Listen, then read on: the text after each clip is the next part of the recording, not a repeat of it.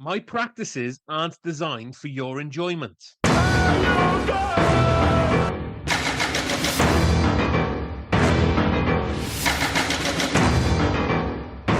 Welcome to the You Guys podcast. I'm Rob, that's Liam, and for our first episode in the American sports season, we are heading to Hickory, Indiana to talk about Hoosiers. Hoosiers. The 1986 sports drama that took underdogs, basketballs, and second chances and slam dunked them right into cinema history, and possibly our hearts. Starring Gene Hackman as the fiery coach with a past, and Dennis Hopper in an Oscar-nominated turn as the town's troubled but brilliant assistant. Hoosiers, I'm going to say this wrong every time, proves basketball is more than a game. It's grit, glory, and redemption wrapped in a warm Midwestern hug. And if the film is to be believed, then heart beats height, strategy beats swagger, and sometimes the last shot isn't the most important one. So join us as we talk buzzer beaters, small town dreams, and how both Liam and I managed to totally miss this film growing up. And should I be tearing up when Jimmy Chitwood steps up to take that shot? I mean, I think for a normal person who isn't, as Liam says, dead inside, I should have a tear at that final shot, but I didn't, mate. I'm sorry. No, I didn't have any massive emotional attachment to this film, but that's not to say I wasn't a massive fan of it, because I was a huge fan of it. I can see why it's held in such high regard. Like, make no mistake, this is kind of, especially in America specifically, and you mentioned the title a bunch of times, and I don't know how to pronounce it. Hoosiers. I'm sure there's somebody this from Indiana, like, what the fuck is happening here? But if you're not from the States, the title makes no sense. I know a lot of, we've mentioned a bunch of times, because there aren't really any decent British sports movies, or at least there are very few. American sports movies have just ultimately taken their place. So even if you're not into these sports, people still grew up watching basketball, baseball, American football films and stuff.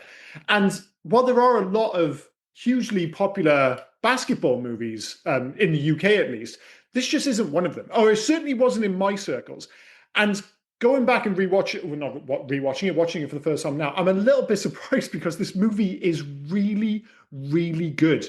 I'm not saying it's the greatest sports movie of all time. I'm not even saying it's necessarily the greatest basketball movie of all time. I'm too close to it. I only watched it yesterday, but I can see why it's in the conversation for sure. Absolutely, but I'd take a really off that. I wouldn't say really, really good. I'd say it's really good. It does have its issues. Okay. The shoved in love story, for example, just comes out of nowhere. You really don't need that. That's Not a knowing big problem. not knowing any of the characters, the basketball players' names is weird. Jimmy, the whole town rallying around this one kid that's meant to be good at basketball, and he gets to decide what's happening. But then for some reason, there's no arc with him. There's no like I quit Yeah. because of this, and then he teams up with the coach, and the coach is, and I'm thinking back to other sports films on here, but the coach is just like, oh, I'm gonna have an interest in you, and then we're gonna be friends, and you're gonna fight for me and stuff like that. Jimmy just decides one day, you know what? I didn't want to play basketball because I like the other coach, but now this coach seems okay, even though I've never spoken to him.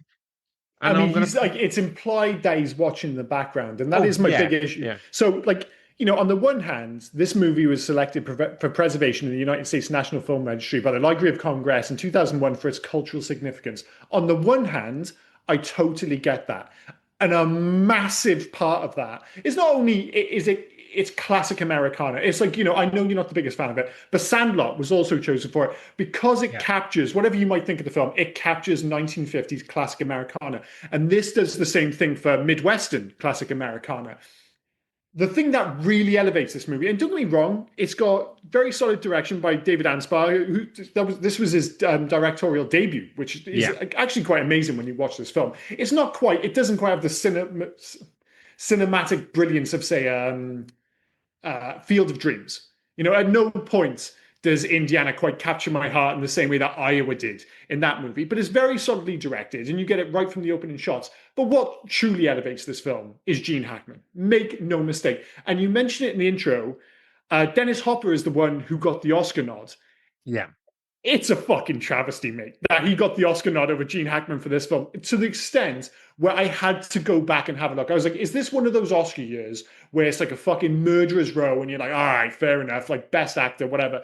But in 1987, Paul Newman won for The Color of Money, which we did on this podcast recently. And I'm not saying, he's better than Paul Newman in that film. He's great. He deserves a spot. But the other ones, it's like, Dexter Gordon for Round Midnight, Bob Hoskins for Mona Lisa. All right, he's brilliant in that. William Hurt for Children of a Lesser God, and James Wood for Salvador, the movie by Oliver Stone. Now, all those, decent enough movies, I don't think they particularly lived long in the memory.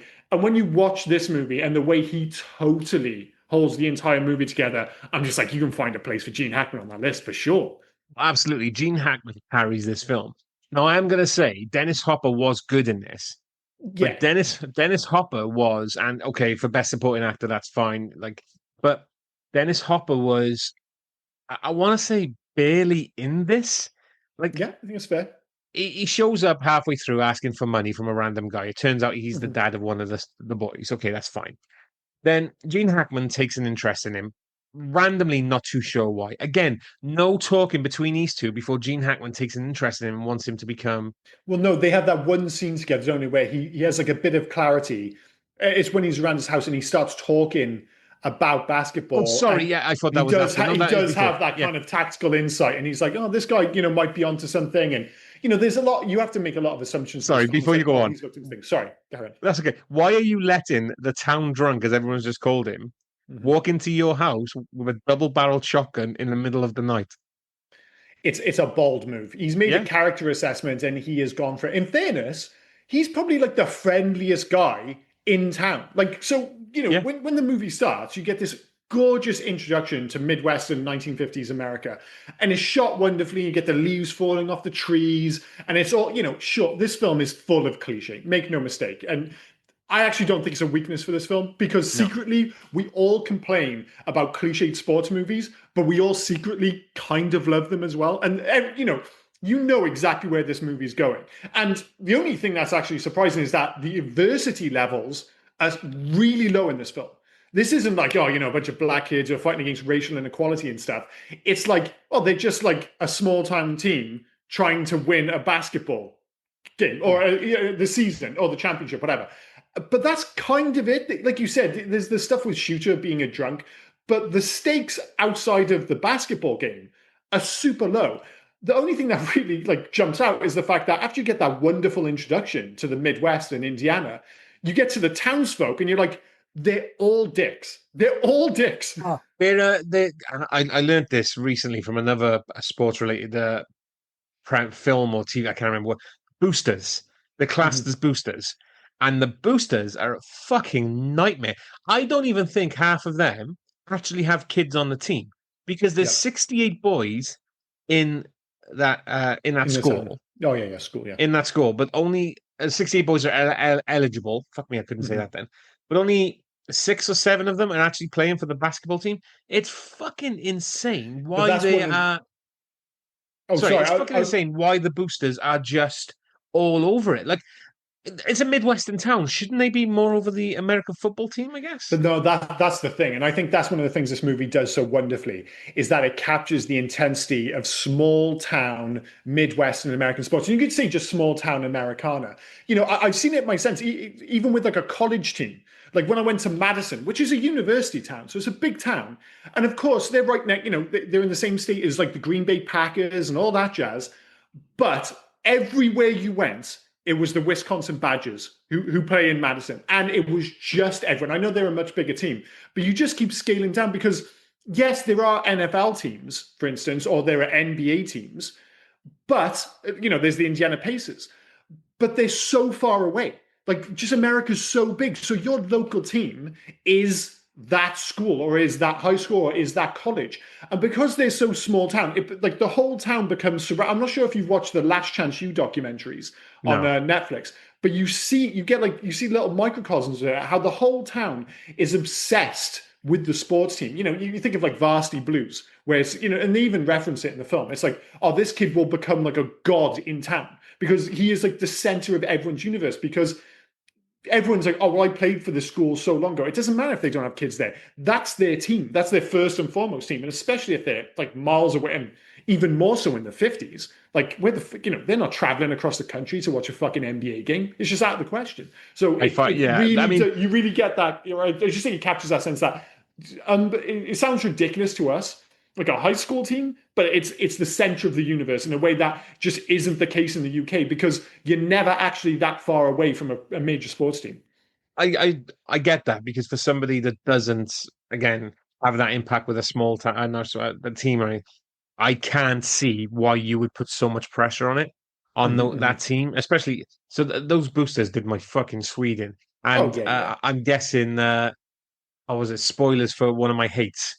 Is all I'm saying with them. They were a fucking night to the point where I did Chelsea like as well. Ross. I mean, Chelsea Ross is so good at being smarmy He's such a that dick. he's Like, he's. Do you know he's the drill sergeant from Ben and Ted's Bogus Journey? yeah, Colonel Oates. He's Yeah, also yeah. Senator Maynard from Last Boy Scout. Yeah, he's just always a dick because Yeah, he's he's got like always a dick. he literally can't play anything else than a bellend because he has the perfect face for a bellend, and he's And so good at it. I couldn't help but laugh when he couldn't wipe his shit eating grin off.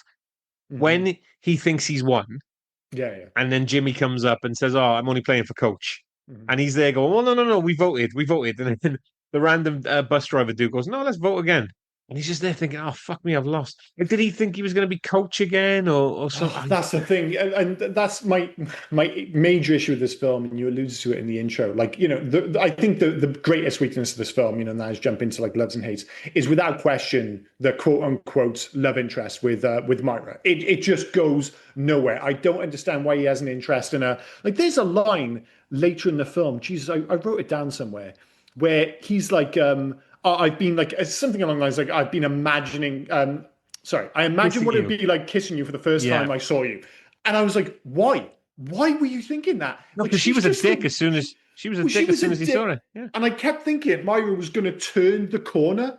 And it just never happened. Even when she gave in that sequence you're referring to there, where finally the townspeople were won over because Jimmy just appears the fuck out of nowhere and says, "Oh, I'm going to play with you." Jimmy, by the way, who says, "I'm not going to play basketball," and yet is constantly fucking playing yeah. basketball.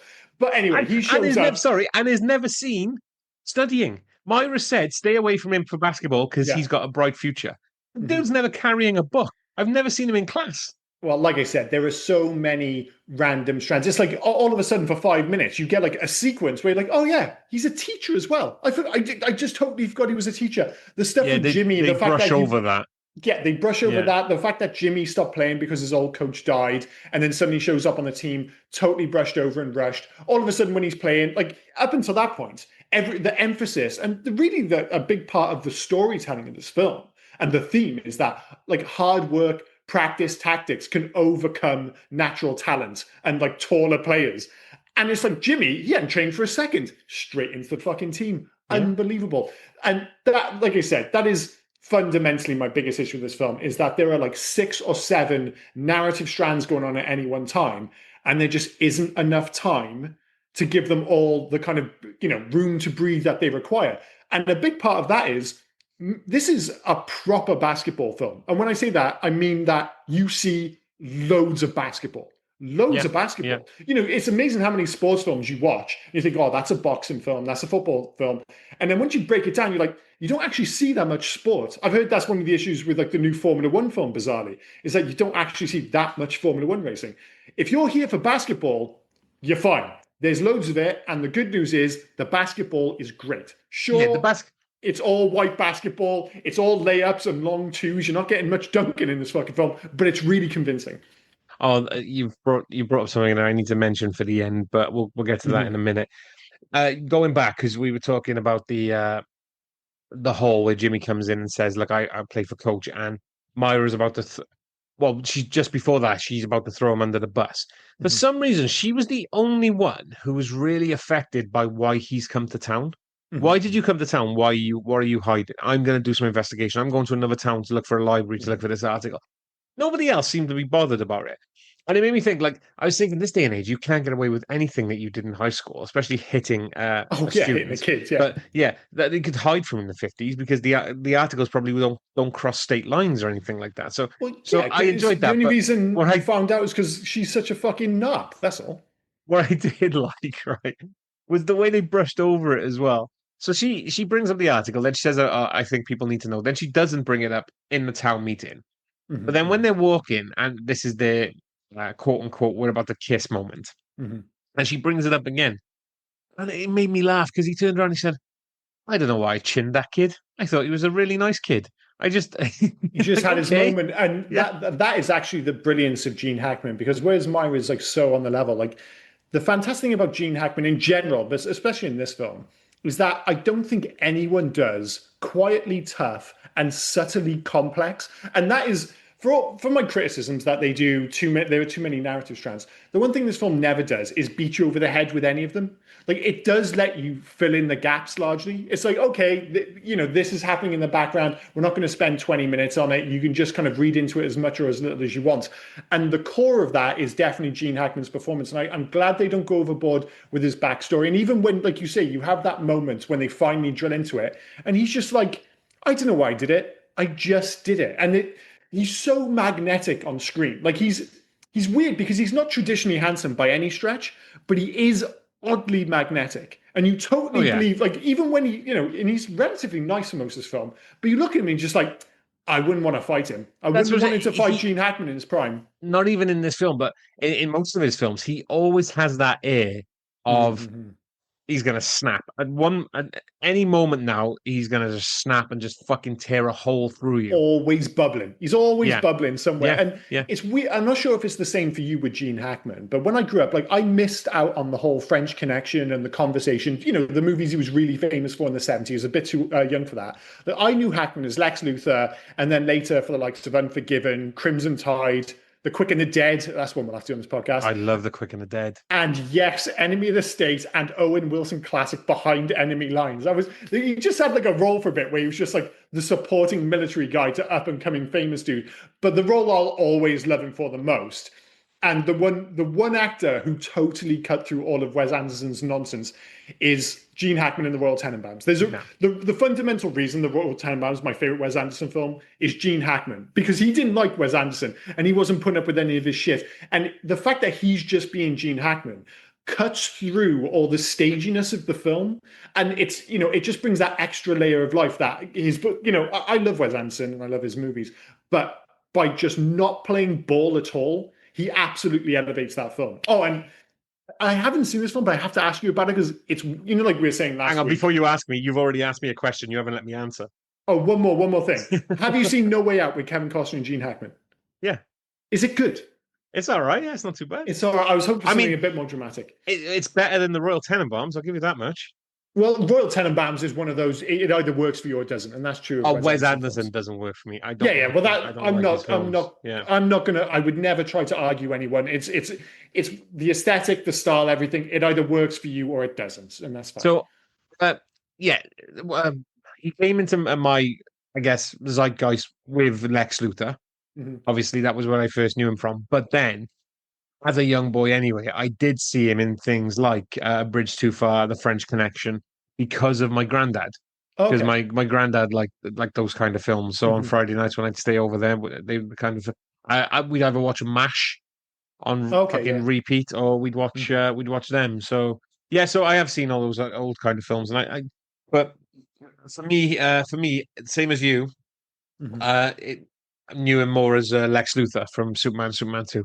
Yeah, yeah. Well, like I said, I mean, we won't belabor the point, but he is fantastic in this film. And I think he's the reason that you probably talk about this movie for all its cliches. And it's like Well, yeah, I when you mean, look at like the best sports movies, if we take that away and you just look at like best basketball movies and the ones that like immediately jump, like it's a documentary, but Hoop Dreams is like a super famous basketball documentary. White Men Can't Jump was massive for us. Hustle, I actually quite liked the new Adam Sandler film. He Got Game was a massive movie for me in my youth.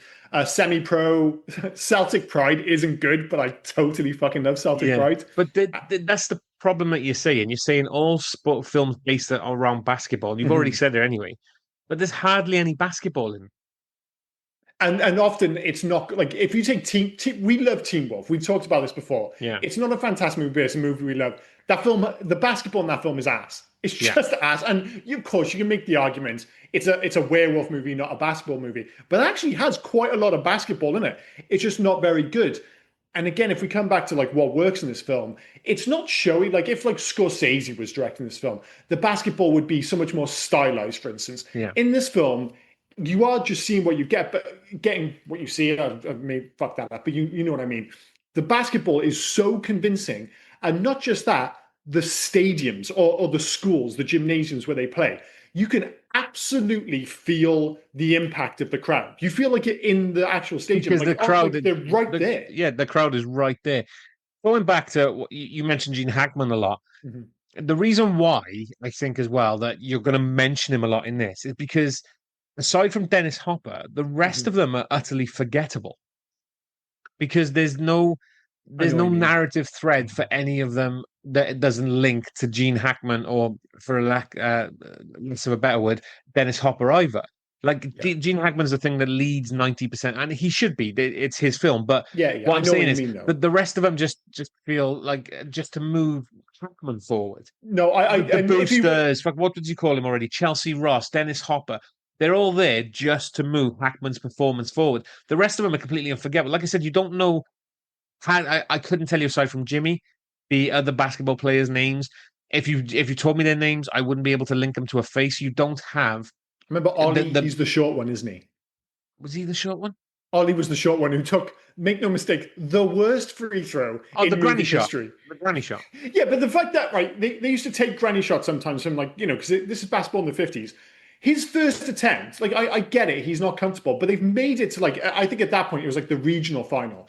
He misses the basket by like 3 foot. He doesn't hit the rim. It falls so far short. And I'm just like, he looks like he's never played basketball before. Like he must have got minutes up to this point. It's the stupidest scene in the whole film and completely took me out of the film. I'm just like, all right, if he misses it and he doesn't look confident, that's one thing.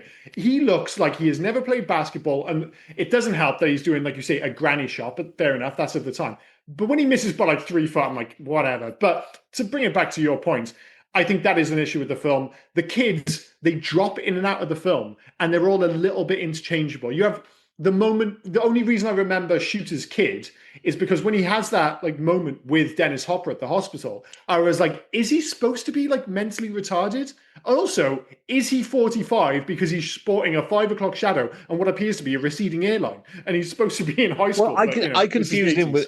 I confused him with the kid that prays a lot for a start. Oh, I yeah, mean, to yeah, be fair, totally. they're all white Midwestern farm boys. They're all going to look the Absolutely. same. Do you know what I Hmm. mean? They Yeah. all look pretty much the same. Right, we've already started mentioning basketball now, so I'll bring up the end. The thing that as I was going through this film, as I was watching it, I was thinking, "Fuck me!" And I know it's Indiana, I know it's like deep in the heart of farm country, things like that. Mhm. But fuck me, the film is so white. Like as I'm watching this film, I was just like, "This film is so white." And then you get to the end, you get to the final team, The and it was like Bears have black folk. yeah, they just pulled out. That's right. They just pulled out the African Americans, and they were like, "Oh, watch the other guys. This is why you know that team is better." That's what they were hinting at. This is what you know That's because what they're hinting at. I mean, and I this is was like, sorry no, before you go go. for it. Sorry. This is 1951, Mhm. right? I don't even think black people playing basketball, and I could be wrong, but I Mhm. don't even think black people playing basketball then were playing basketball like that. I don't think they were playing like dunking it and Well, they didn't. I don't think there's a dunk in this entire movie. I don't think there's a dunk in even when I like you said the I Bears thought I show up at the saw end a of the dunk. film. I think the closest you get is like a high layup. So I think for the most part, I think the basketball is pretty accurate, and part of that will come down to the fact that it's written by Angelo Pizzo, and he worked again with David Anspar on Rudy, the American football film with Sean Austin from like '93 or whatever it was, and that's really was his speciality. Like he would write sports movies. So I think, and like you said, it comes through for the most part with the fact that, to my eyes at least, the basketball feels pretty convincing. But there's no getting around the fact, like you said, at the end, they're just like, oh, you're up against the ultimate challenge now. Black kids playing basketball. It's like the message of the film is like, oh, it's good to see white folk finally get one over on those damnably overconfident African Americans. I'm just like, are we supposed to be supporting this? This feels a little bit dodgy. It is a little bit of a kind of like, Midwestern crackers wetry in this film, where it's like, Yeah, oh, the yeah. white kid. In fairness, they don't overdo it. They just sneak it. They just sneak in at the end when they're playing the Bears, who have instead, like you said, up until that point, you have not seen a black face. And No, I appreciate it's the Midwest in the '50s, but all of a sudden their team has like 4 or 5 of them. You're like, oh, okay, I the last boss is a black kid.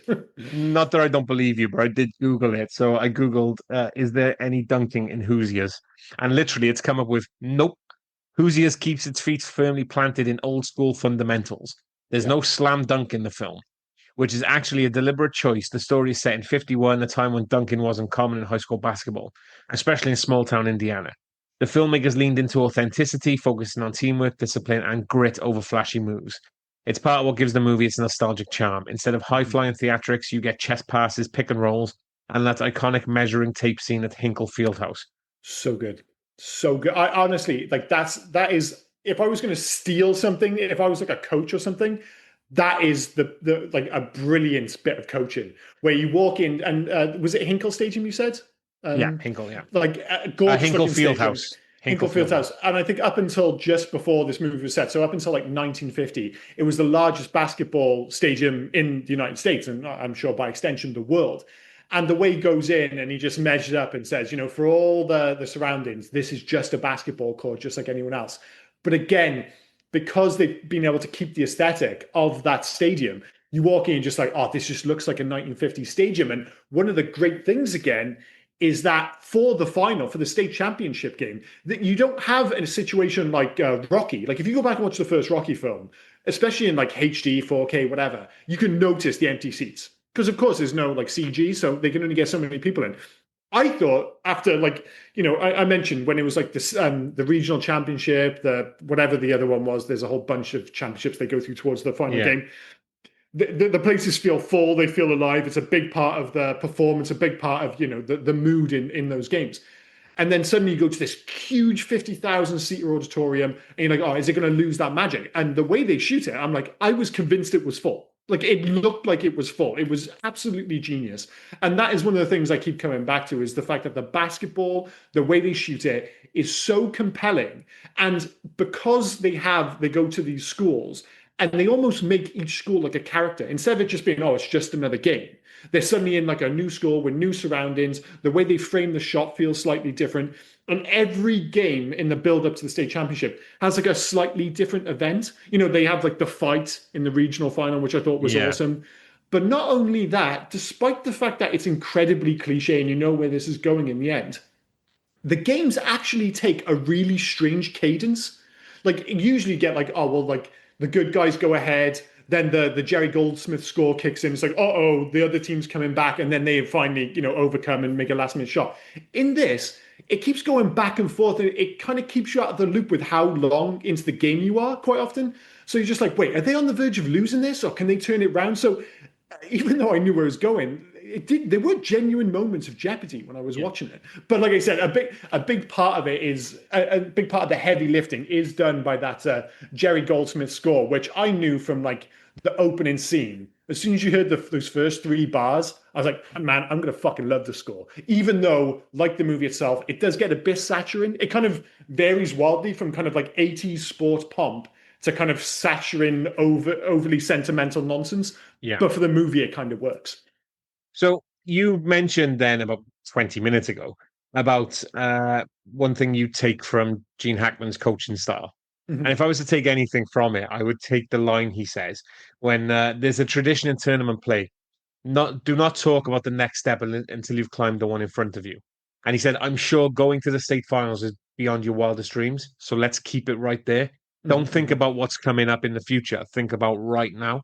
Yeah, I yeah, thought that was brilliant. I thought that was really good. The other thing I wanted to mention is not many sports movies do this. I was going to say not a lot, but as I was thinking about it, I thought, there are actually a few. It's mainly basketball ones that do this. Mhm. You don't get announced. Usually, when you're watching a sports film, you watch the gameplay through the announcer. Yeah, yeah, yeah. When you're watching Absolutely. anything, the announcer's naming them. So that's Mhm. where you get your sense of timing. That's where you get your Yeah. sense of the other team is winning or losing or what's going on, or even the rivalry between players because they're Mhm. naming them, and you're not getting any of that for this. You're trying to catch up. It briefly shows you the analog scoreboard, Mhm. and you're trying to figure out what's going on with that. Sorry, the analog clock, but it's still Mhm. digital. Was it a digital scoreboard? It couldn't have been in the 50s, was it? Digital I, scoreboard? No, it was. maybe I think it Yeah, it was. I was. think it was. Yeah.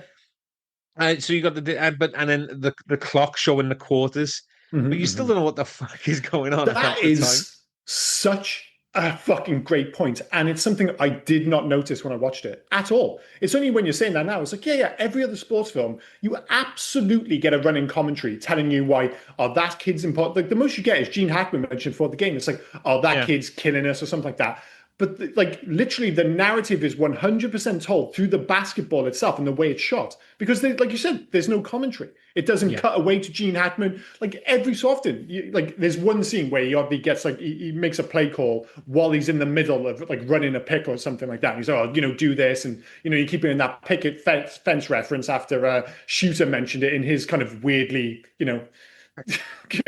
epic speech. When they ran the picket fence, we ran the picket fence. Like, what the fuck does that mean? They kept referring to it. I mean, Shooter's like whole interactions with the team was so weird. Like when he shows up in fairness, and my issue with Dennis Hopper in this film, he's very good. It's a very showy performance. It's a complete antithesis of what I think Gene Hackman's performance is in this film. Yeah.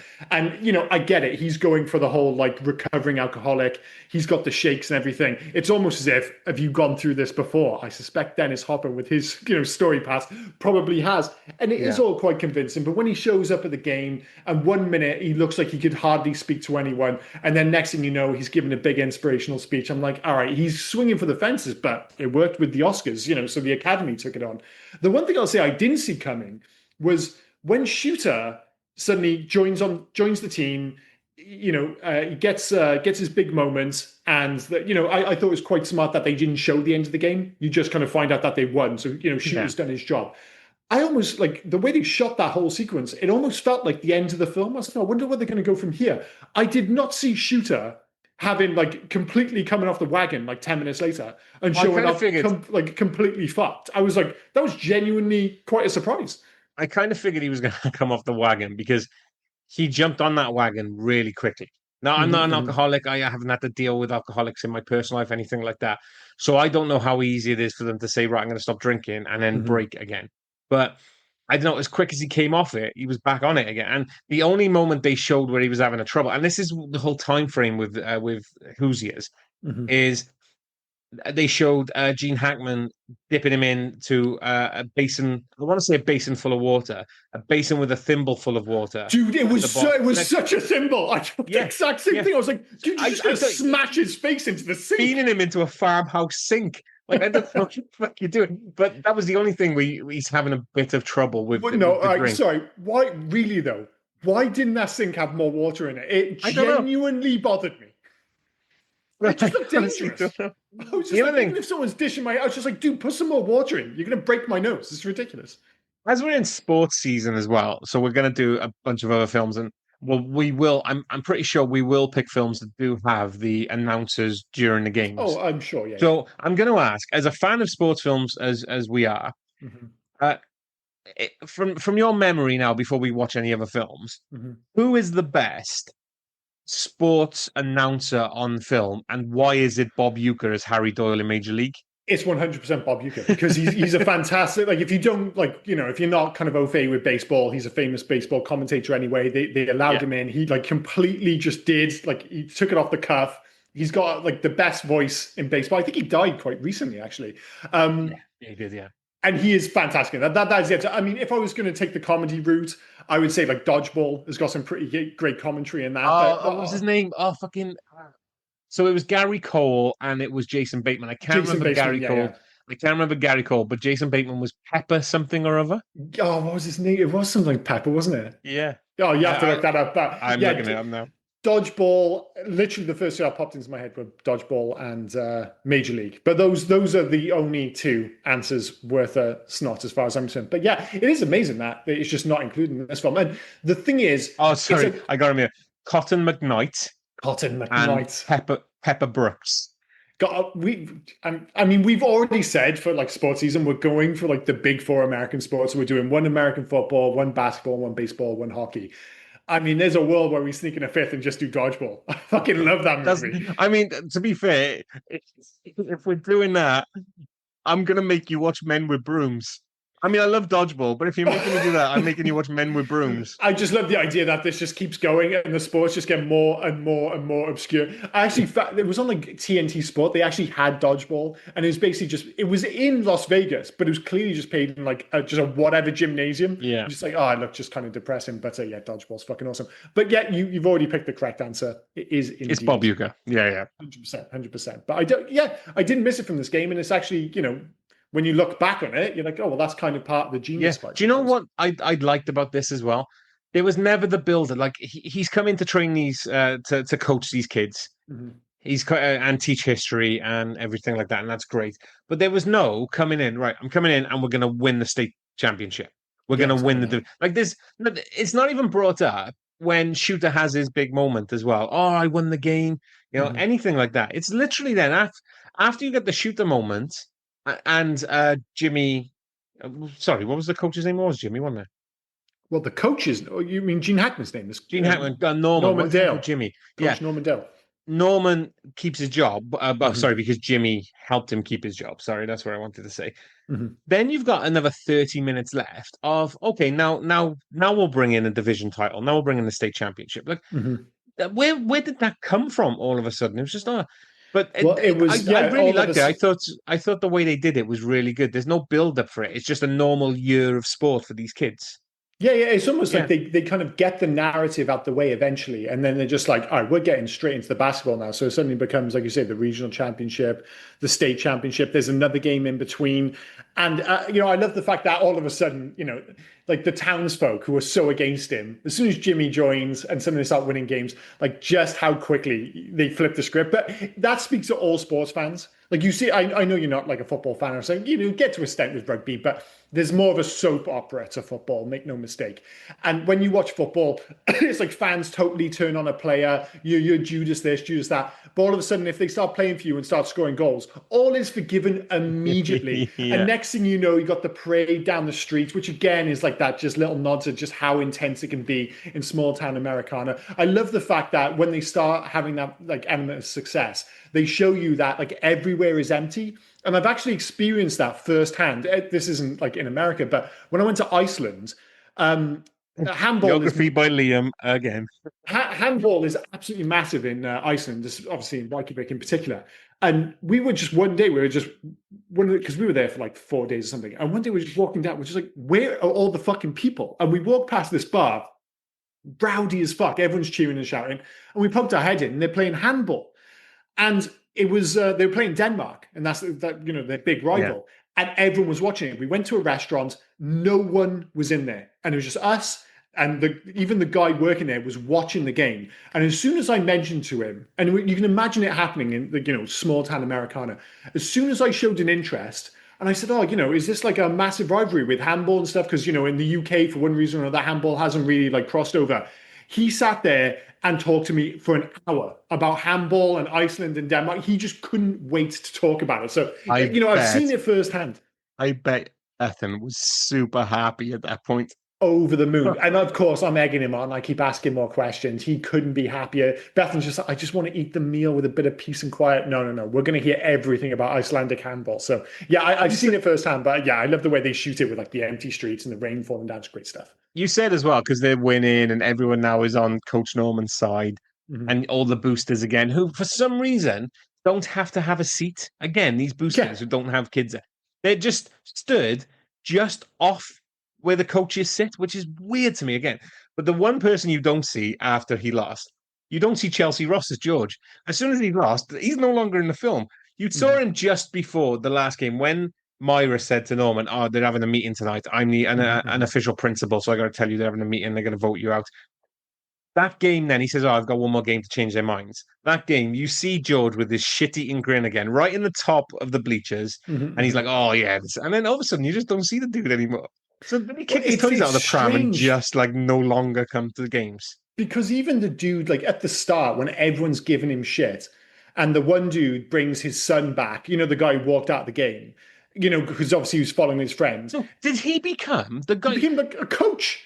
He did become a coach, yeah? Was the it looked like it. It was definitely the same guy. I was getting confused. And how many because there was already a preacher who was giving giving the Oh, giving sermons and stuff speeches like that. before the game. Yeah, Yeah, yeah. but that guy apparently paints the bus white or something on Sundays, and they use it as the church bus. So was he? Yeah. What the fuck? And that's not the kid who prays. That's not No, the it's kid not who the kid who prays. prays. It's a different kid who prays. And I quite like the sequences where he just keeps praying. They're just like, well, hopefully you'll finish and you can start the game and stuff like that. It's like at one point, Gene Hackman, very manipulative, but whispering to you, it's like, I think God would want you to join the game kind of thing. It's just Yeah, like, there are solid moments like that. And it's one of those perfect shows, movies where you could totally see it being turned into a HBO like what was yeah, it, yeah, Friday Night Lights style.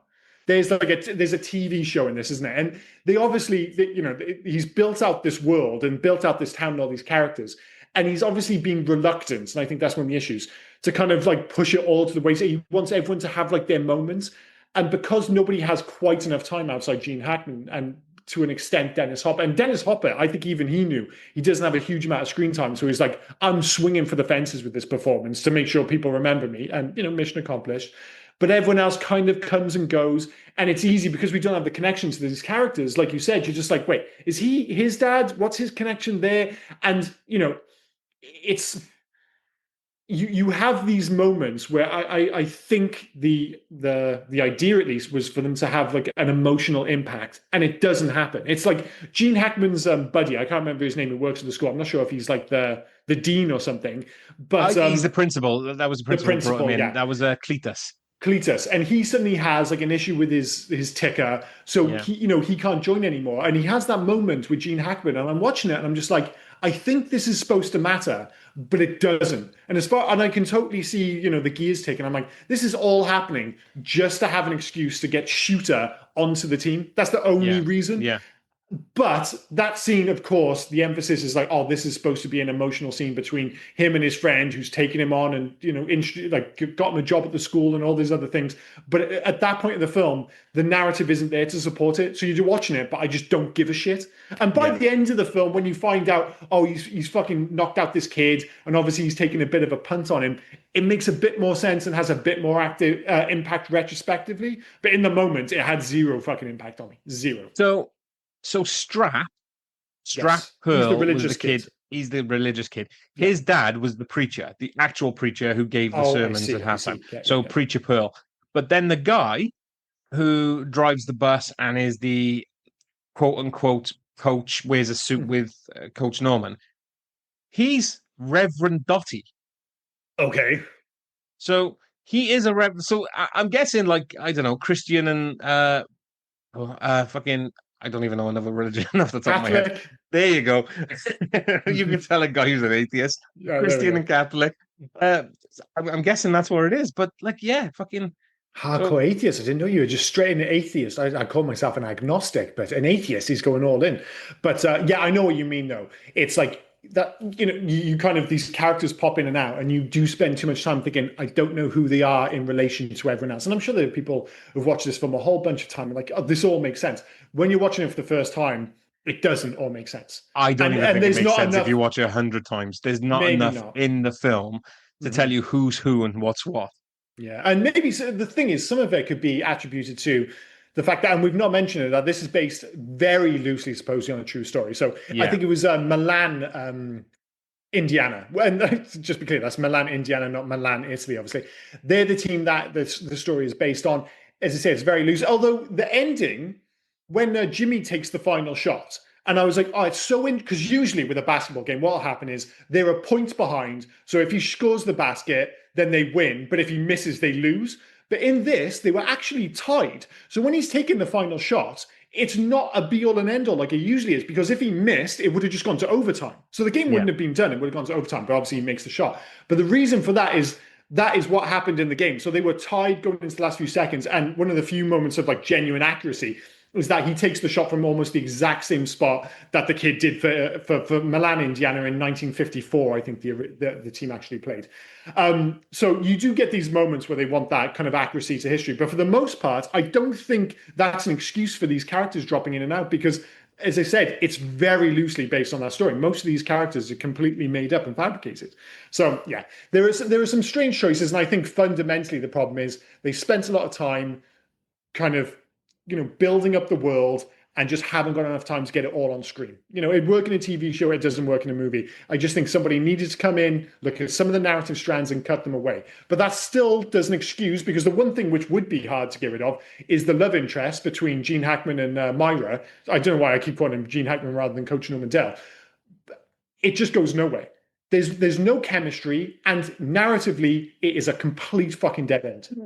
She can't stand him, and it's not just like that she can't stand him, and then he wins her heart.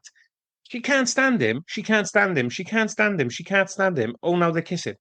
There was no That's exactly softening right. of the heart. It was just literally every time that they spoke, she looked at him like, not this fucking guy again. She was a dick until the very last moment. Exactly. And do you know what the worst thing is? Her mum, Opal Fleener, played by Fern Pearsons, she was a goddamn sweetheart. She was She's lovely. Such a great girl. And she actually lived to be 101 years old. She was in Field of Dreams as well.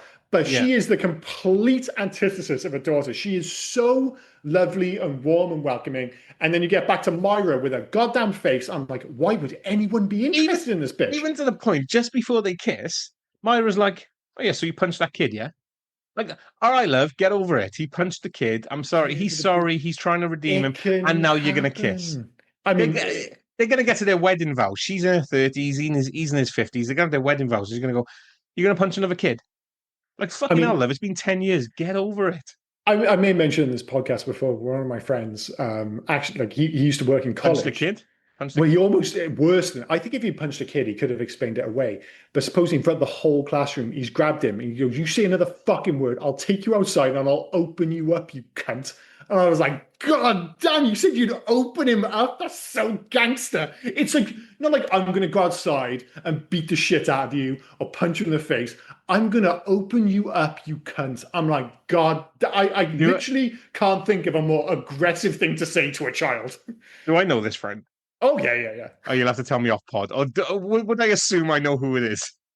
You can have a guess. Anyway, I'll tell you off pod, but I don't know. Tell me off pod, yeah. But yeah, I was like, listen, as far as I'm concerned, it's a heroic line. There can't be like a million teachers who, if they hear that, be like, dude, that is fucking awesome. Like, and let's be clear, this kid wasn't like 10. It's like, I think he was like 17, 18 or something. Yeah. And he's just like, obviously. Getting a bit too big for his britches. Needs an up and down a peg or two, yeah. The whole thing about just losing your shit with a kid in the moment and just punching him in the face, it's like, yeah, surely you can get it. But because that reminds me, what was it?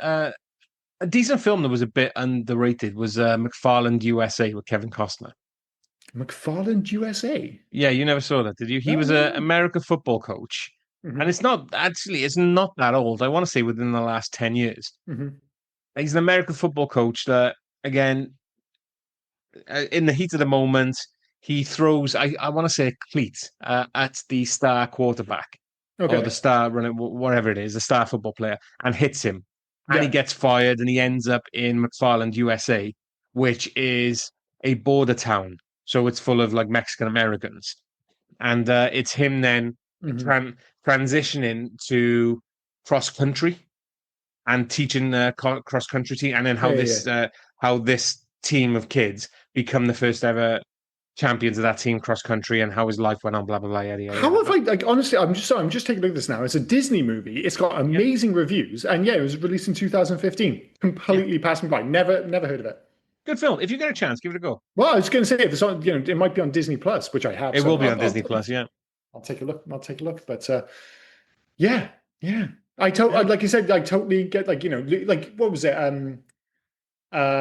Alex Ferguson famously threw a boot at David Beckham's head and got that was like massive news in like 1999. So it's like, people lose. I mean, to be fair, sometimes I want to have words with my own kid, and he's 6. I can understand. So if you just want to throw something at him. If you're around 17-year-old strangers who you've like all day, at some point you're just going to think, I don't know, I just want this fucking kid to shut up.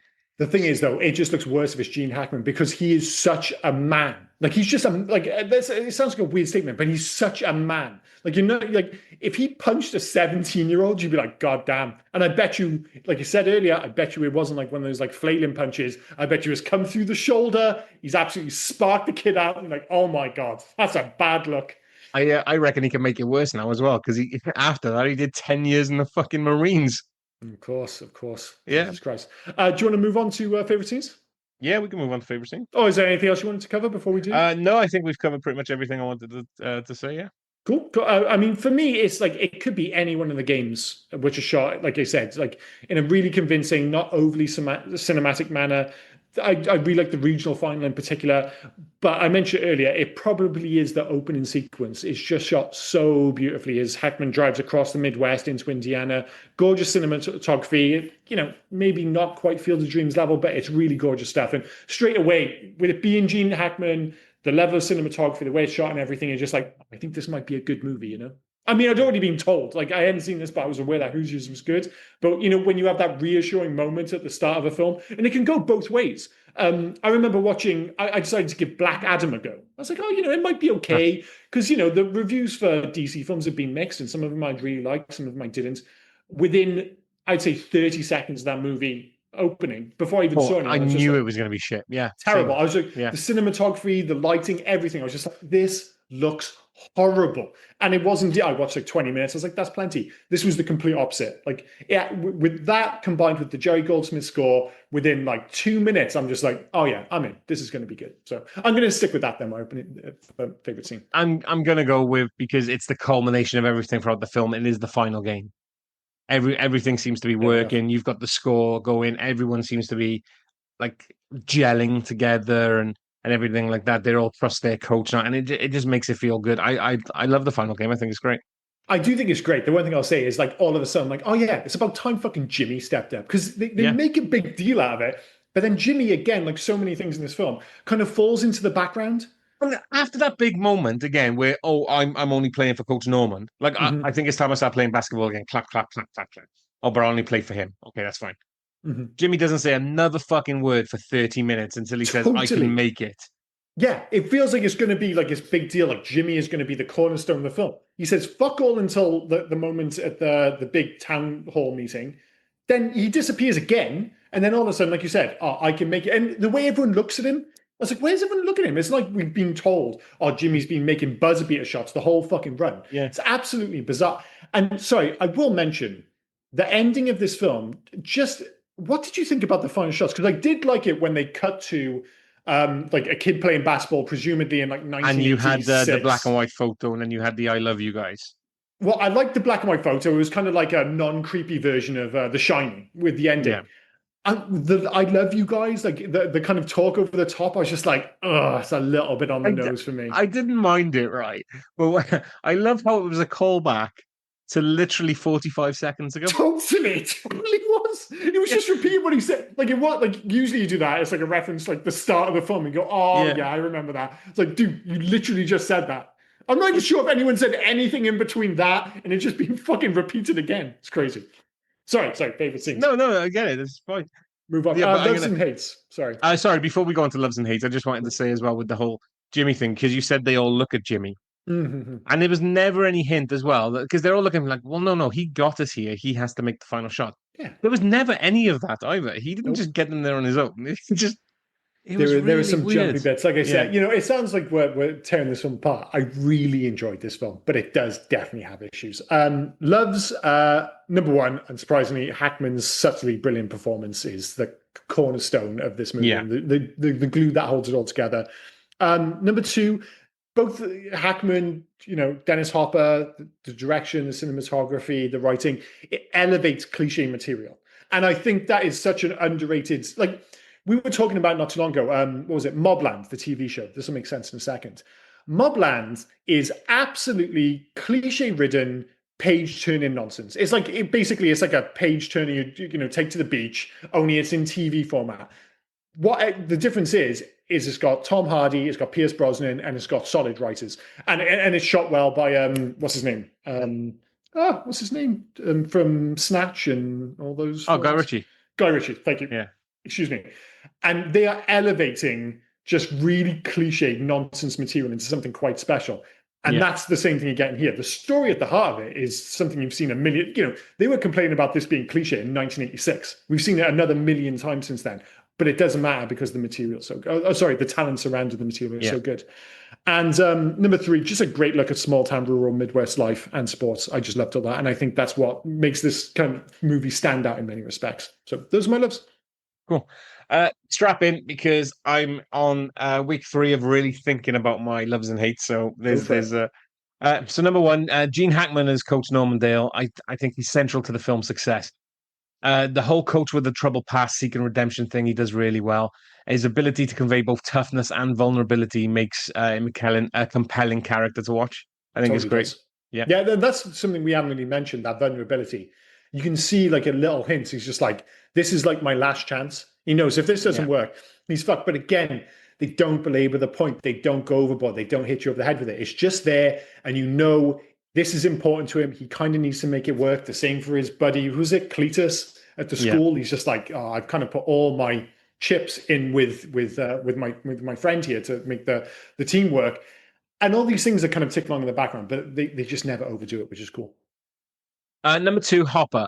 I mean, because I can only really mention the two of them because they were the main things. But like his authenticity to the role, it's so raw. Like you could really think that he was getting drunk before he Oh, actually came on the absolutely. set. You know, the struggles with addiction and his desire to make amends with his son and the community around him. I think he did deserve that Oscar nomination for supporting actor. I really do think he deserved that. Yeah, just to be clear, like when I've complained about him getting an Oscar nod, it's not so It's much me. because Hackman didn't have his. Yeah, Yeah, yeah. yeah, It's yeah, not me so much criticizing Hopper's performance, which is like you say, it's very different. I think it borders on being a little bit too showy at times, I think. But for the yeah. most part, I think it is quite an authentic look at alcoholism. And, and how that, again, to bring it back to the small town thing, how that impacts his son and what it's like, because it's not just, oh, he's a drunk and a vagabond, whatever. He's a drunk and a vagabond in a town where everybody knows everyone. Yeah. So that kind of bad stink, so to speak, kind of rubs off on his son and his relationship with everyone else. And again, they hinted that with going overboard, but yeah, that's not to undermine his performance, which I think was very good. It's just Gene Hackman's brilliant. That's all. And finally, it's the 50s aesthetic. The whole Mm-hmm. 50s set, like it adds authenticity and charm to the film. It feels like meticulously created, doesn't it? Like they wasted Oh yeah, nothing in making it look like the 50s. I think it's great. yeah, and make no Yeah. mistake, no era of fashion has arguably aged better than 50s Americana. Like Yeah. jeans, white t-shirts, varsity jackets. These kinds are basically dressed like me now. But you know what I mean. That kind of look just it never looks ridiculous. Like if this Yeah. was set in like the 70s, it would have a different vibe. 80s, it'd be fun but different. Whereas you see stuff from the 50s, just like you could just wear that stuff now. It just a lot of it just looks cool. And the same with the cars and everything else. 50s American cars, they just look the business. Although I'm not sure if you noticed at the start, his steering wheel did have a handle on it, which I thought was Yeah. quite quaint. Yeah. But yeah, the whole aesthetic, I absolutely agree. Hate. Hates number one, it can be a tad sentimental and overly saturated at times. I mentioned at the end the whole "I love you guys" and having that play over that kind of final shot. It walks it right up to the line. It just about gets away with it, but it does push the boundaries once or twice. Yeah. Um, the relationship between Myra and Coach Dale utterly falls flat. Like that is the biggest sin of this film, as far as Yeah. I'm concerned. Yeah. And I mentioned it a couple of times, but a few too many narrative strands for its own good. I like the fact that they build out the world. They have all these characters and a believable setting, but too much of it just kind of comes and goes out the story, and you just never have enough time to really care about it. So those Yeah. are my hates. Number one is Chelsea Ross. Now, I want to tell you, it's his portrayal of George, the character that embodies the resistance to change, the old guard mentality in the town. I want to tell you that, but in reality, it's his face. It takes me back to Yeah. Senator Maynard. It takes me back. We've already mentioned Bob Uecker in Major League. Hmm. He was the old school pitcher in Yeah. Major League, the one who rubs Hmm. snot on the ball. Like Yes. even I can't stand him in that. Like just not a big fan. He's just got a like you said, like you love to hate him. Like Yeah, you can almost put it into loves because he clearly knows what he's doing. Like, and they know what they do when they cast him. It's just like, oh, yeah, this dude's face is one that everyone's just going to absolutely despise. All you have to do is give him just a little bit of narrative, a few lines to work with, and it's like job done. Everyone hates him. Awesome. yeah. Uh, Number two, it's the background characters, which is basically everyone else in this film. If you're not Gene Hackman or Dennis Rodman, Dennis Hopper. That's wrong. That would have been a very different film. Yeah. Uh, because they are just background characters. They show up, they do their part, they disappear. I couldn't tell you their names. You show me a picture of them now, and I'll tell. I couldn't tell you where they were in the film. It was really for a film that I thoroughly enjoyed. Mm-hmm. Aside from Hackman or Hopper, like the rest of them just seemed unwarranted. It was really weird. They didn't think Yeah, about them. they just don't have that impact. As I said, you almost remember. I remember Ollie just because he's short, and they kept banging on about it. But like a Yeah. good comparison would be Remember the Titans, where it's about Yes. a coach coming into town, similar story, where the emphasis is largely on Denzel Washington, but then you've got the cast of the kids play a role in the movie. And I mean, obviously, I've seen Remember the Titans, quite a few times, so but they're memorable. There's like Yeah. four or five, or even something like Varsity Blues. Like you Yeah. remember the kids in that I, film, c- I and can with tell this, they you. just I could tell you their names if you put me on. Well, a lot of the names if you put me on the yeah, spot. yeah, Like remember the times I could tell you Julius and Gary and yeah, yep. totally. Uh, But it's and just number yeah, I totally agree. It's not like any of the kids are bad. They're just not particularly memorable. yeah. And number three for me, it's the relationship between Norman and Myra. It Oh. felt forced. It's like the subplot between them. Just it was again forced, underdeveloped. There's no depth or chemistry that will make them believable for them to be together. Mhm. It's just it's fucking. It just didn't need to be there. Either Well, needed to be didn't need to it's be there, or just needed to be developed. Well, it's what you said earlier, where it was just like hates him, hates him, hates him, hates him, hates him, kiss. It's just like there needed to be a gradual softening. And you get that one scene where she suddenly decides, oh, she's going to support him at the town meeting and she's crying. And I'm just like, well, this feels forced and weird. And then she's back to hating him again. You just wanted to see that softening of the You know, relationship and do a you know bit what of it warmth. needed? And it's just not there. Do you know what it needed? It needed her walking in on him in his history class, Mhm. taking a kid under his wing that's not part of basketball. Yeah, You yeah, know, yeah, showing absolutely. that he's not just all about this basketball thing that she Mhm, thinks mhm, he is. mhm. He is like he wants to teach, he wants to help people develop. Yeah. Okay, and then she starts to soften him because she sees him in a different light. That's all it needed. 30 Yeah, yeah, yeah. seconds. Yeah, just like you said, just Yeah. one or two sequences where you get a bit of softening, she's seeing the other side of him. But again, it's cold, cold, cold until the very end of the film. And when they kiss and when he delivers that line, which I mentioned earlier, you're just like, this feels like it's just dropped out the fucking sky. Well, it Yeah. does feel like it's dropped out the sky because they spend so much time on screen together. You're just like, well, clearly they're building this up as a potential love interest, but I'm not getting it. I'm just not No. feeling it at all. But anyway, but yeah, that is a problem with this film. Any alternative titles? I mean, there is definitely one major alternative titles because this isn't known as Hoosiers in most of the world. I mean, it's No, so known as I that in the mean, UK, so in most of the world and the UK, it's called Best Shot. I can give you that one. We said which that is last week. weird because I just knew it as Hoosiers. So I like maybe I've seen Best Shot and I've just assumed it's a different No, movie. no, no. So I think it originally came out as Best Shot, but Okay. then DVD, streaming, everything like that, they just said, oh, for the UK at least, because I can't speak for the rest of the world. Mhm. The UK at least, they just said, just call it Hoosiers. Well, I'm glad they did because like Yeah, Hoosiers, yes, is very specific, but it is kind of memorable. Best Shot is a terrible, like such a generic title. But yeah, bizarrely on like IMDb and stuff, I was looking at like the Oscars for 1987, the Best Supporting Actor, and it literally said when it came up, it was Dennis Hopper for I almost said Dennis Rodman then Dennis Hopper for Best Shot. So God yeah. knows, but That's IMDb UK in it, I think, for us. I think that's all that's probably, yeah. doing. Yeah. Right. So, as we've already said, because Hoosiers is very unique to that one, I Mhm, guess, mhm. state that it has a lot of alternative titles. So in Argentina, it's called Winners. Yeah, generic. In Brazil, it's called Decisive Moments. It's okay. French Canada, The Great Challenge. No, that's that sounds Chinese to me for some reason. Finland, Last Throw. Nope. France, The Big Challenge. Mm, Germany, Free Throw. It's okay. Greece, Passion for Basketball. Little on the nose, I think. Hungary, Best Throw. Nope. Italy, Winning Shot. It's oddly one of the better ones. Japan, Journey to Victory. Very Japanese. Lithuania is amazing. Accurate Throw. Accurate throw. Brilliant. Let's go with that Yeah. one. Norway, Challenge. Nope. Peru, Winners. Going with that again. Poland, Master Throw. Absolutely not. Portugal is amazing. Anger to Win. Anger to win. Oh my Yeah. God. Maybe that does work. Spain, Hoosiers, More Than Idols. See, right, that's terrible, but I think that's probably the right kind of approach is Yeah. Hoosiers colon Yeah. something that makes sense. Taiwan, explosive, teach the grass soldiers. Oh well, that's obviously the best one. Yeah, yeah. And Vietnam, Indiana football team. Yeah, someone's gone horrendously wrong there. I actually think like if they called it Hoosiers colon best shot, like Yeah, that wouldn't actually be bad. It's probably the best of both worlds. But I get it. Like you know, if you're looking at selling this film and you're like, Hoosier, what the fuck is a Hoosier? But like best shot on its own is so. All I can think is like they've looked at like Slapshot and yeah. gone like, oh, well, it kind of sounds like that. It jumps off the page. I can already see the kind of like late 90s DVD cover with best shot and a picture of Gene Hackman on it. But yeah, I think Hoosiers colon something or another would work. But yeah, no great options there.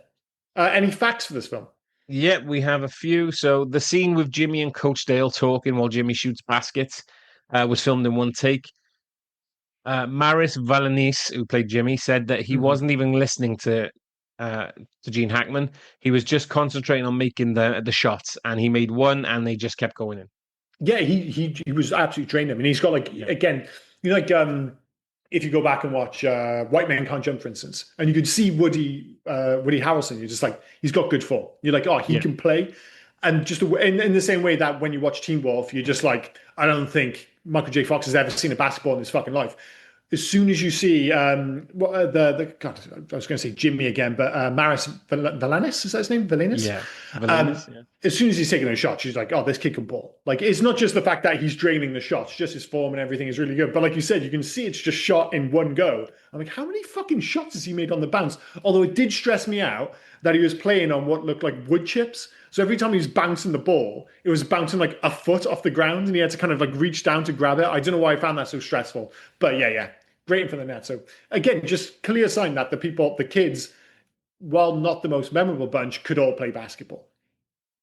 For the scene where Dennis Hopper stumbles onto the basketball court drunk during the sectionals, Awesome Hopper scene. wanted a 10-second notice before the director called action. He spun around for those 10 seconds, allowing him to stagger onto the court and appear drunk. He remembered this from James Dean in Giant, asking George Stevens for 30 seconds so he could spin around to better feel the inebriation. Well, it works. I mean, that's maybe the scene that got him the Oscar nomination. The way, like I said, I didn't see it coming, and the way he just kind of storms out onto the court. Because up until that point, you're just in like a classic basketball moment, and then all of a sudden, you're like, "Oh, where's Shooter?" Boom through the doors, absolutely off his tits. Fantastic scene. Right, so Gene Hackman, who during filming had predicted the movie would be a flop, insisted on viewing a rough cut of the film before going in to re-record some of his audio. Angelo and I knew that if he didn't like the rough cut, said the director, he wouldn't show up at the studio to re-record his dialogue. But he showed up. He walked into the room, took his glasses off, looked me dead in the eyes, and said, "How the hell did you do that?" Well, I Uh, bet you like it could be one of those movies where you're delivering the lines and everything. As we mentioned so many times, like a lot of the material at its core is quite cliche. You'd be like, oh, this could be, and this is a time when they were, you know, sports movies were a dime a dozen. And you're like, oh, this might just not stand out at all. What's making this movie special? And you know, in the basketball itself, so much of that would have been in the edit. And yeah, obviously found out there's something quite special there. right. Another couple of Hackman ones. We didn't actually say Hackman didn't really like doing this film. Oh, So, Hackman, I don't think he liked doing most films. I mean, any we films, yeah. mentioned Royal Tenenbaums, like he hated Wes Anderson. I think he was tough to work with at times. The director said before filming began, I was so excited to have Hackman play, and he was the coolest guy to hang out with. He was funny, irreverent, and he told great stories and all of that. And then, first day of shooting, I didn't recognize him. He became an entirely different person. He just made it hell on earth for me every day. He was everything negative. He wanted off the movie. Jesus Christ. And I Yeah. bet you if Gene Hackman is on your case, that can be properly intimidating. Beyond the fact that he's this huge movie star, as I said, he has that kind of look about him where he's just like, I'm not sure if I want to be in this guy's fucking bad books, man. During a happy montage of Hickory winning a string of games, Dale was shown saying something to Shooter on the bench that made Shooter laugh. It wasn't until years later that the director David Anspaugh learned what Dennis Hopper was laughing at. Gene Hackman had told him, "Hopper, I hope you've invested well because you and I are never going to work after this movie. This is a career-ending film for both of us." I love it when these actors like get it wrong. When you know, and the Yeah, thing is, it's quite often the other way. Like you know, you hear these stories about actors saying like, you know, we thought we had something special, Like we thought we were working on something really good, and then it gets released and people hate it. And they're like genuinely surprised, like, oh, we thought we had made a good film and it just didn't connect or whatever. It's awesome when it's the other way, when they're just like, oh, this film's going to be a piece of shit. I just want to bury it. And then all of a sudden it comes out, it's just like, oh, but people fucking love this movie. Crazy. The steering wheel on Norman's car has a wooden knob attached. There we go. These spinners were common before the days of power steering and much smaller steering wheels, allowing the driver to make faster, continuous turns in a single sweep. Bring him back is what I say. Yeah. Bring him back. Jimmy Chitwood has only 4 lines of dialogue in the whole movie. He has 3 lines in the scene where Coach Dale wins the vote to keep his job. Then I'll make it in the climactic game.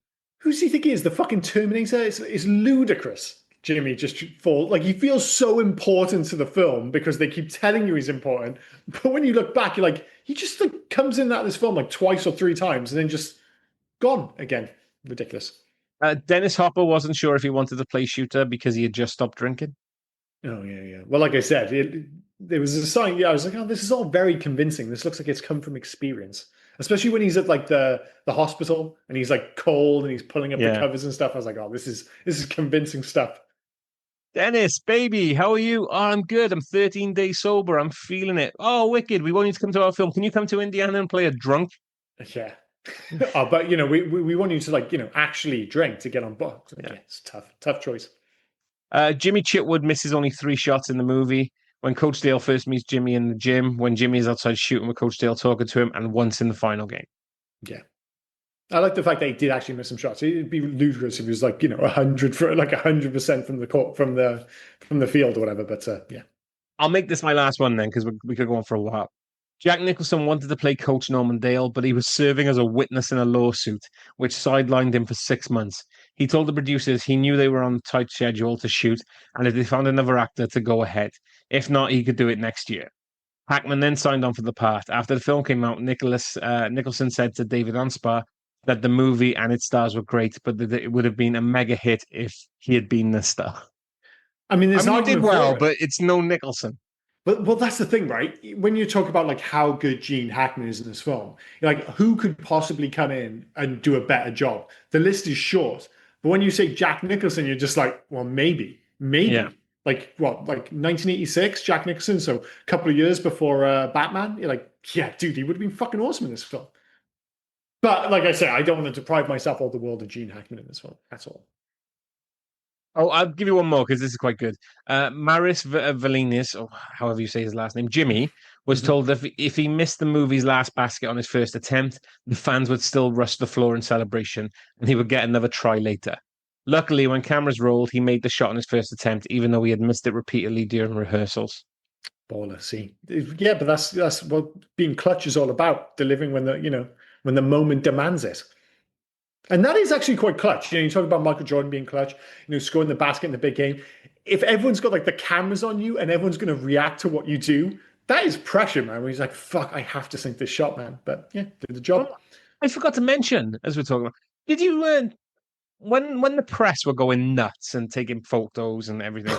Yeah, and that escalated real quick from like, small town. And then all of a sudden they had like the classic 50s, like they're all smoking cigarettes. They got the hats and everything. It's so silly. Did you notice a member of the press?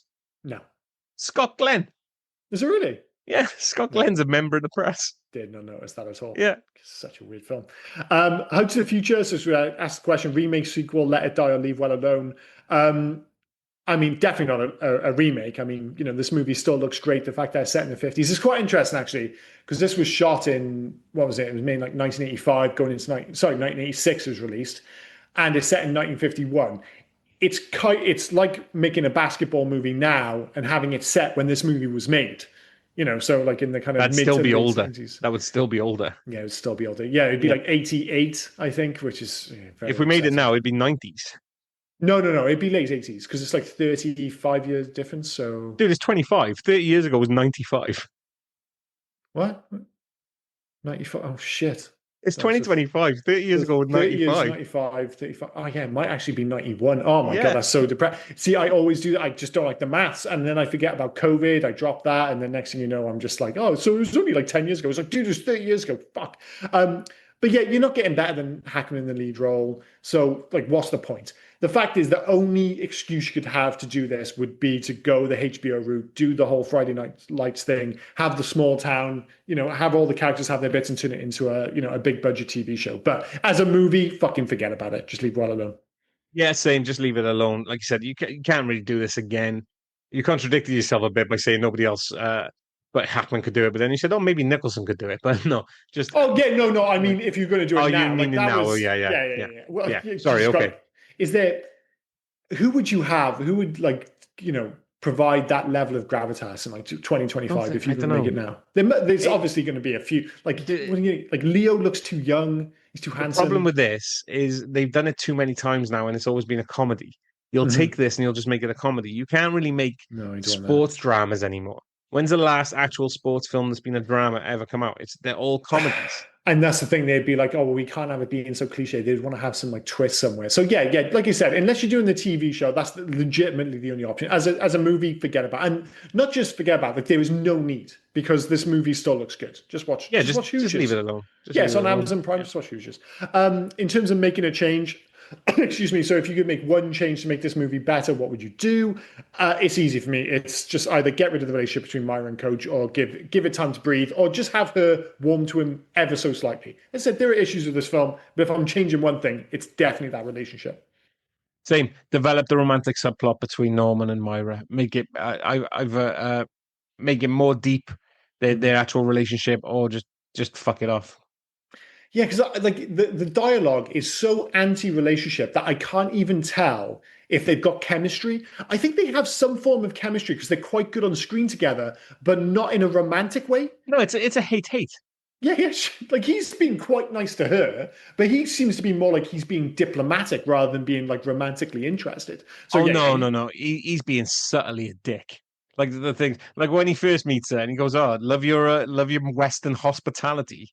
yeah, but Cunt. it's all like Like I he still just, think he is being diplomatic because he could really, but like she is such a dick to him oh that yeah, he yeah, could have she's being a right easily kind dick. of pushed back. So I think he's Yeah, being relatively diplomatic. But as you say, I just don't get the romantic tension. Like you get it in movies sometimes where both people bicker, but you know that they're really into each other. This movie doesn't have that because it doesn't feel like bickering. It just feels like she's being mean. So anyway, that's what we'd both change.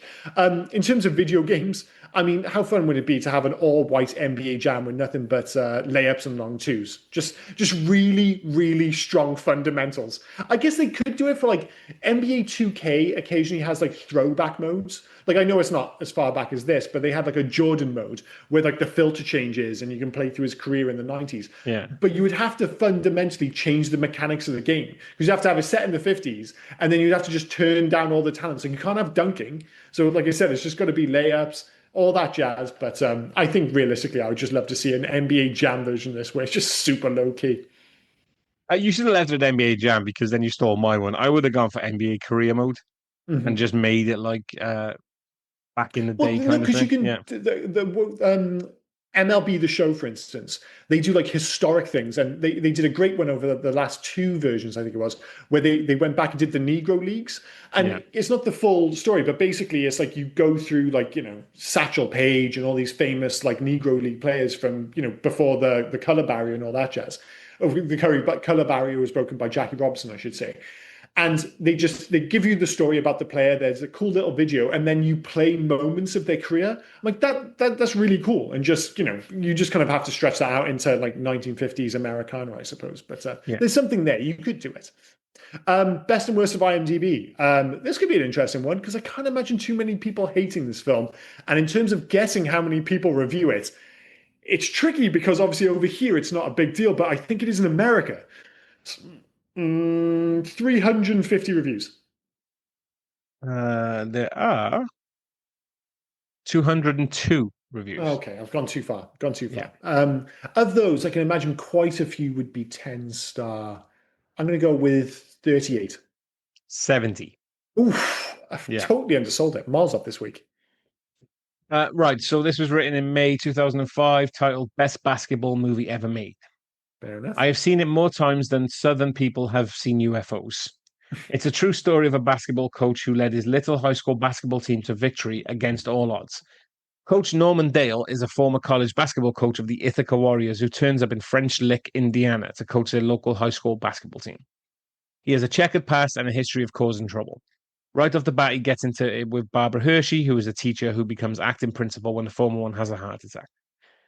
Hershey doesn't like Dale at first, but gradually warms up and becomes his ardent supporter and romantic interest. Like, what were you watching? Because that's not what I saw. The townspeople don't like the coach at all either and try to get him fired to no avail. But Dale has a recipe for success and it shows quickly when his team keeps winning and winning. I must say all the performances are terrific, the best being Hackman and Hopper in his best role as shooter, an alcoholic dad of one of the players, who loves and knows basketball better than anyone and who Hackman recruits as assistant coach. Hopper is pure magic and it's touching to watch him with Hackman as Dale cares about him and won't give up on him. If you haven't ever watched this one, do so as it's an inspiration. Basically, this review boils down to, I love this film. This is what happens. Watch this film. Yeah, we get this every so often where somebody just delivers a synopsis. They're just like, I'm just going to write a summary of this film and then just give it 10 stars. All right, fair enough. The 1-star reviews are usually a little bit more scathing. I can't imagine there's that many though. I don't know, man, 7? One.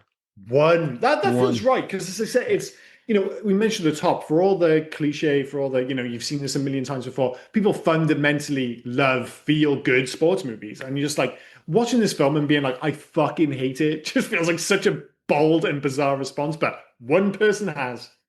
So I picked this one at random. This one of one, yes. Yeah. Written in December of 2024. Pretty recent. Titled Snooze Fest, Rudy Much Better. Bit of a boring movie, although the story was heartwarming and the basketball scenes were cool. Just be clear, clearly not a 1-star review. Not a 1-star review. Most appreciated part of the movie was the scene where the coach shows his players that although the venue is much larger, the court for the big game is the same dimension and the hoop is also just 10 feet high. I could see myself using that shtick one day if I have a kid and I coach his or her team. Rudy, in my opinion, was the superior underdog story with stronger character development. There was no scene in Hoosiers that gave me the chills like the crowd chanting Rudy, Rudy, Rudy. Plus, Rudy had Vince Vaughn, who rules. That's the review. And I've just realized, same director did Rudy, and the coach who wouldn't let Rudy play at the end of that game was fucking George, Kelsey Ross. There you go. He's popping up everywhere. And that review was the most bizarre 1-star review I've ever heard in my life. Yep. It was basically just like, I prefer Rudy. Like that read like a kind of like 6 out of 10, not as good as Rudy. So he watched this film, didn't really like this film, looked at the director, saw that the director did Rudy as well, and went, yeah, okay, Rudy's better. It was a bizarre one. That was one of the strangest 1-star reviews we've ever come across. Speaking of bizarre ratings, how about your ratings and recommendations? I say that they're not going to be bizarre; they're going to be pretty similar, aren't they? I mean, for me, I did go back and forth between 3 and 4. Fundamentally, I think it is those core performances which ultimately elevate it. I can see why it's held in such high regard. So I'm going with a 4 and a very solid yes. As I said, it's one of those films. It's very easy to like. You can have like your issues with, I've seen this before, blah, blah, blah. It gets a little bit too overly sentimental at times, but it's just an enjoyable, feel-good movie with really good actors. Like who doesn't have an underdog sports movie? So yeah, 4 and a yes for me. Cool. I'm going to go 3 because it just had a bit too many. I get it. Like the relationship, yeah, that would have knocked it down anyway.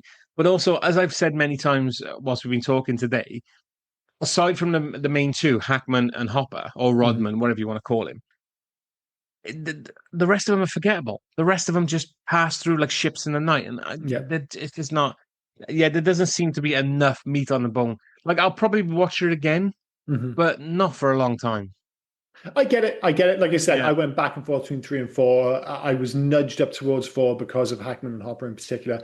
But this film, as we've mentioned over the past hour and a half, whatever it was, it does have its problems. And I don't think it's the greatest basketball movie or sports movie of all time, but I can see why it's up there at least, In regards to recommendation, though, I would recommend it. If somebody asked me, like, I've got this basketball film to watch set in the 1950s, give it a go. It's good and it's heartwarming, and it's really good from the core performances, as you've said. But it's just a safe bet, isn't it? Like for all its problems, it never undermines the kind of core narrative, and you're just like, this is just like a fun watch. Like you get to the end, you're just like, that was just good time watching this goddamn film. It's only, like you said, when you're watching it for a podcast, it's slightly different. You're just inherently being more critical. And you're still going to notice these things if you just watch out of the blue. But it's so easy to wash over them because you're just on to the next basketball scene, and you're all pushing towards a finale. You know what's going to happen, but when you get there, you still have a smile on your face, and that's the magic of these films when you do them properly.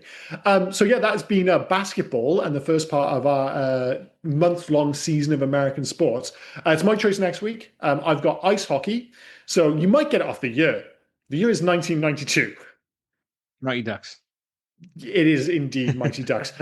So I don't have the biggest attachment to this film, but I would argue that this is the most important, culturally impactful sports movie of our generation. Like I grew up with Field of Dreams and The Natural and Sandlot, which my friends and I all love. But for kids of our growing up in like the early 90s, this film had such a big cultural impact for a sport which most people didn't play. I actually did play, I was into ice hockey for a little bit, but that was when I was like 16, 17, and we played like roller hockey and stuff. But for a sport which didn't, you couldn't watch ice hockey on TV, but everyone knows the Mighty Ducks. Yeah. Everyone fucking knows that film. Yeah.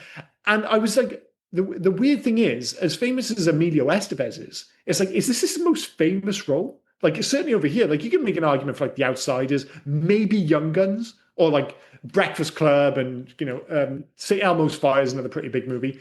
But I think most people, if you said, name a movie with Emilio Estevez, I reckon most people over here would be like Mighty Ducks. Yeah, probably. It upsets me that everyone does that and just fucking leaves out Judgment Night. But Judgment. That's just me. That's just me. Yeah, that is so you. That is such a you answer. Well, not just like you would be the one again, I always, when I ask these questions, I always think of Pointless.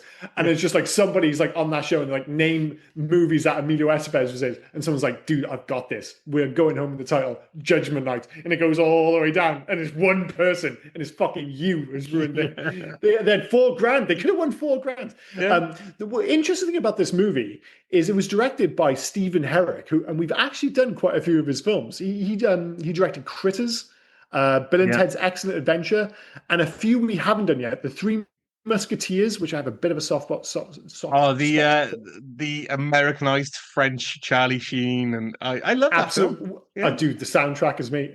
I fucking love the soundtrack. Oh, for one. That was like Supergroup, wasn't it? That was Sting, Bryan Adams, and Rod Stewart. Yeah. It's as ludicrous as it sounds, but it's one of those songs as soon as you put it on, you're just like, I kind of love this. That's on my playlist. That's on my playlist. Oh, it's absolutely on my playlist. And Don't Tell Mum the Babysitter's Dead, which I've not seen for a long time, which I wouldn't mind doing for this podcast. But, obviously got to deal with these American sports films first. But yeah, this has been 1986's Hoosiers. Next week, we're covering 1992's very different film, The Mighty Ducks, which is on Disney Plus. If you have any interest, I'm sure it can be found on Amazon or whatever, but it'll definitely be free to watch on Disney Plus. Any other business before we wrap this up? No, I've just heard a 6-year-old barreling through the door, so I think it's time for dinner. So enough. I can wrap it up. I will say, though, Mighty Ducks, it might be a good one to see if he wants to watch. Oh, it would be. Yeah. Absolutely. Yeah. Okay, I've been Liam, he's been Rob, and you've been listening to the Hey Guys podcast. Cheers, guys. See you next week. Cheers, guys. Bye now. Oh, and before I forget, where can folk reach us if they were so inclined to? Well, you can actually reach us on Hey You Guys 80s at Facebook, Instagram, and on Twitter. But if you want to send us a mail, do heyyouguys80s@gmail.com. Send us in your recommendations. Send us in your thoughts about any of the episodes. Just literally talk to us. We'll have a one-sided talk with you on the podcast. Yeah. We're nice folk. Get in touch. But no, cheers, guys. Bye-bye. Cheers, guys. Bye now.